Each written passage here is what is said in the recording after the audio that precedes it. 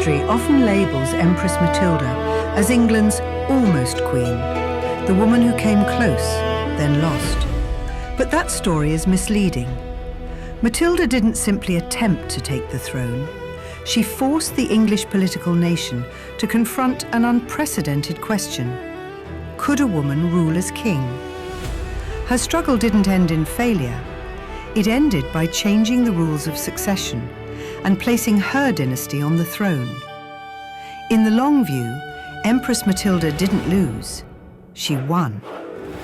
Matilda's claim to rule wasn't an ambitious fantasy. It was the explicit policy of King Henry I. In 1120, Henry's only legitimate son died in the White Ship disaster. That catastrophe left England without a male heir. Henry's response was decisive. He named Matilda his successor. Then he did something that mattered enormously in 12th century politics. He made the great men of the realm swear oaths recognizing Matilda as heir. Oaths weren't symbolic. They were binding political contracts, tying loyalty, honor, property, and reputation together. By the early 1130s, Matilda's succession had been publicly acknowledged again and again. On paper, the future of the English monarchy was set. And then Henry dies in 1135. Matilda is across the Channel, not in London, not at Winchester, not close enough to shape the first critical hours. Her cousin, Stephen of Blois, moves with speed and nerve. He crosses to England, secures London, gains the backing of key churchmen, and is crowned king. It's often presented as a smooth transition, but it is, in essence, an opportunistic seizure of power. Stephen does not have a better claim. He has a quicker one. And crucially, he offers the barons something they want more than legal right: a man on the throne immediately. Stephen's reign exposes something fundamental. Kingship isn't just inherited. It has to be performed relentlessly. A medieval king must enforce order, reward loyalty, punish betrayal, and project strength. Stephen struggles to do any of it consistently. He makes promises he cannot enforce, grants concessions he later retracts, trusts the wrong allies, then alienates the right ones. His rule begins to fracture, and when royal power weakens, the realm doesn't politely wait for recovery. Power rushes into the vacuum. Baronial castles multiply. Private wars intensify. Violence becomes a political language.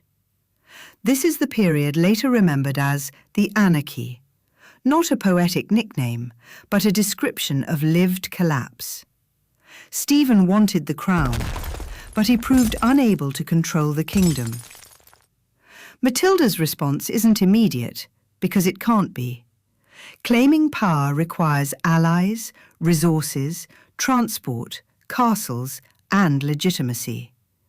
And Matilda begins assembling all of it. She is not alone. Her strongest supporter is her half-brother, Robert of Gloucester, one of the most powerful magnates in the realm. This is not just a dynastic quarrel. It is the division of the political nation into competing loyalties. And by 1141, Matilda's persistence pays off. At the Battle of Lincoln in 1141, Stephen is defeated and captured. In medieval politics, this is explosive. A crowned king is not simply an opponent. He is a sacred figure. Capturing him is like capturing the state itself. With Stephen in chains, Matilda steps into a moment of unprecedented opportunity. This is where the familiar story takes over. Matilda enters London. Then London turns against her. She flees. And people say, there it is, she failed. But that interpretation is too simple. Matilda was operating in a political culture that had no settled framework for female rule. Her authority was real, but unstable. And crucially, her opponents were not passive. Stephen's supporters and the London elite understood the stakes. London wasn't just a city, it was money, symbolic power, and political theatre. Matilda's failure to secure her coronation wasn't proof she couldn't rule. It was proof that England's ruling class was still willing to burn the country rather than accept her as sovereign. After London, Matilda's position collapses. She loses momentum. Her enemies regroup. But this is where her real achievement begins. Matilda does not disappear. She does not surrender. She does not accept the political decision that her sex makes her unfit.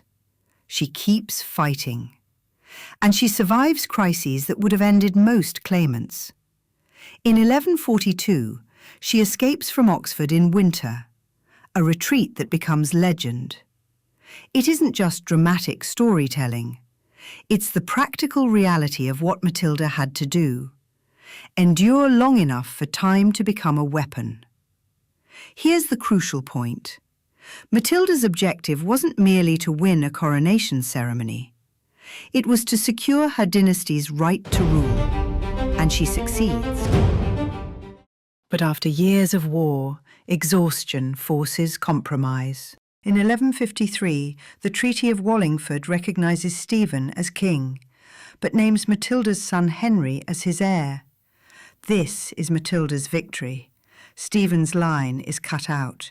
Matilda's line is written in permanently.